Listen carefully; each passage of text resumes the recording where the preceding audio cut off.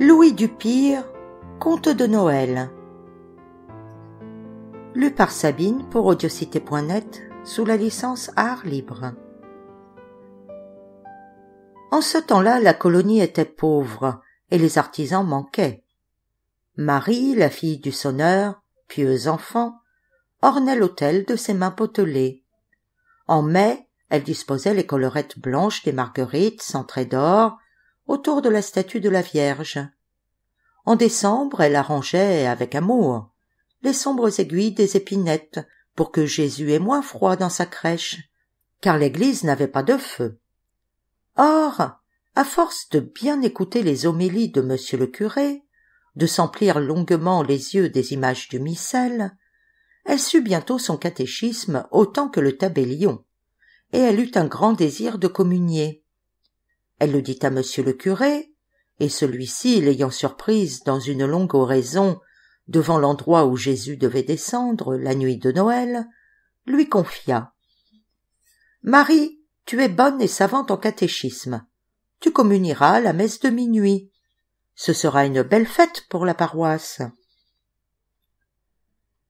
La petite Marie fut d'abord très contente, mais monsieur le curé et son père et sa mère lui avaient raconté que tout là-bas, dans cette France bénie dont le souvenir les faisait souvent pleurer, les fillettes de son âge, pour honorer notre Seigneur, se vêtaient de blanc à sa première visite.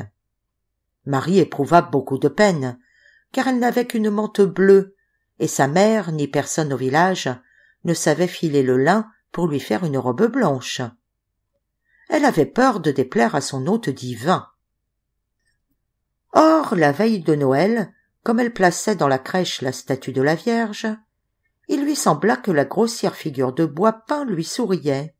« Sainte Marie, dit-elle, heureuse, donnez-moi pour recevoir votre fils un voile pur comme ils en ont en France. Voyez, ma sainte patronne, la terre elle-même devient immaculée pour recevoir votre fils. Donnez-moi une robe blanche comme la neige. » Mais la clochette de la tour de chaume agitait son faible battant pour la messe de minuit, que Marie, qui cheminait à côté de sa mère, n'avait pas sa robe.